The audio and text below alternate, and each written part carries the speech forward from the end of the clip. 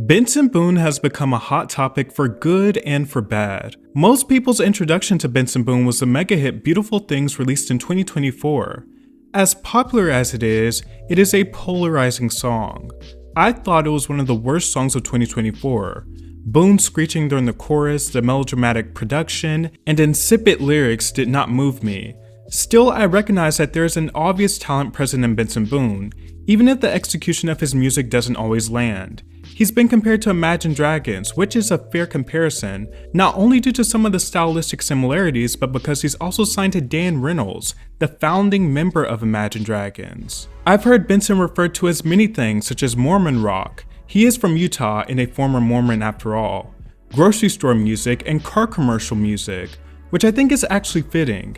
I can imagine most Benson Boone songs being the soundtrack to an advertisement of a pickup truck, or even a shopping sale commercial. His debut album Fireworks and Rollerblades did not establish him as a generational talent or have a generational moment.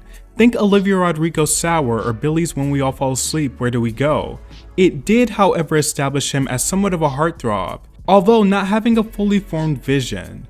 While Benson has always been a bit playful and certainly theatrical, something shifted in his image leading up to his second album. He started presenting himself in a more camp fashion, a departure from his more boy next door image. His recent change of style can be described as Freddie Mercury meets Harry Styles. Colorful jumpsuits, attempts at more whimsical retro pop, and exuberant performances. His backflips have become somewhat of a meme and a significant part of his live performances. I do struggle to understand why his backflips have become such a huge point of mockery, but I understand it to a degree. A backflip isn't the most compelling thing to do when you're singing a sad song. It can work, but that isn't always the case. Still, I cannot act like him doing multiple backflips while singing live and sustaining breath control isn't impressive. It simply is. If anything, I think Benson Boone shines more as a live act. His charisma and talent is far more apparent. His performances don't have finesse, they aren't moving, they aren't meticulous, but they do show effort and talent. And we live in a pop landscape where men aren't really trying when it comes to performances anymore. We have veterans like Usher and popular rap performers like Kendrick Lamar and Tyler the Creator, but the pop boys and heartthrobs have experienced a long drought in terms of artists who put an emphasis on live performing. So I fully commend Benson Boone on the effort and energy of his performances. I think the backflips could eventually chart into tired gimmick territory though, where it's like if we've seen one performance, we've seen them all. But I do think Benson Boone suffers from style over substance in general. His music seems to take a back seat to everything else. He's being pushed hard as an entity, but it doesn't seem like his music has caught up to his image. And obviously, Harry Styles isn't the inventor of this retro glam pop rock image and style. We can point to people like Elton John, Freddie Mercury, Bowie, and countless others. But when it circles back to modern pop, I think Harry Styles can be rightfully credited with bringing back that style to the forefront of pop again. He pushed past the Bieberism of pop, where it's like this young heartthrob dancing and making R&B tinged jams, and sparked this new wave of glam pop inspired by classic rock, synth pop, and new wave. Benson Boone seems to be following in that path, which has led to a lot of comparisons to Harry Styles.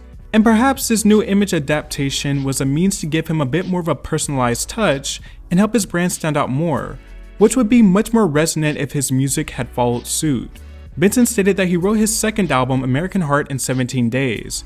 The album cover, which features him shirtless holding an American flag, has no real bearing on what the album signifies. It is purely vanity. There are a couple songs I think are highlights, such as the opening track Sorry I'm Here for Someone Else, and the following track Mr. Electric Blue. Pulling from 80s and 70s soundscapes, they're not exactly interesting, but they are standard catchy pop songs. Mr. Electric Blue especially just has a nice groove and performance. Most of the album though just falls to many cliches. In some ways, he's the most millennial sounding Gen Z star I've ever heard. The lyrics, though speaking in an emotional tone, are as generic as a live, laugh, love poster. And Benson actually poked fun at his shortcomings as a writer in the Mr. Electric Blue video, where he's sporting a one-hit wonder t-shirt referencing Beautiful Things, the most streamed song of 2024, and has a skit where he mocks his own songwriting skills. It's very admirable that he takes things in stride, but it makes it less impactful when he doesn't deliver after poking fun at himself. It only strongly reinforces that he is style over substance. He struggles with the juxtaposition of I'm making fun of myself, but actually my music is supposed to be taken with sincerity, in most cases at least. In many ways, I honestly find his personality far more interesting than his music. I think the playful shtick is cool. Write better songs! Your songs are trash! You're so inauthentic, you're reheating nachos, bitch! Okay. Valid. I can pivot. I can try something new. But it hasn't really transferred over into his sound. At many times, the album seems to prioritize Benson's vocal ability over everything else. Benson seems to operate as an artist that thinks vocal power above all else equals emotion and a great performance, which makes even more sense when you consider that he's an American Idol alumni. So yeah, Benson Boone's music is basic and generic, but that's not anything we didn't know from his first album. It's not like he made a masterpiece and then had a sophomore slump. I do struggle to see the extreme vitriol that Benson Boone ignites in people. The most controversial thing he's done is a backflip and yell in a song. I can't accept that he's agreed that to happen to modern music, like the entire internet is making it seem. I do accept and understand the disconnect between his image and music. It's palpable, and Benson even seems to be aware of it. And music is for public consumption. People are allowed to hate it, love it, interpret it, and feel indifferent. And yes, we do live in a world where the mainstream pop stars have been far more interesting than someone like Benson Boone.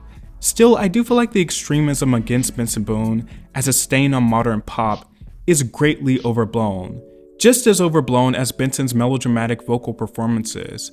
He's a mild and offensive heartthrob, par for the course of popular music.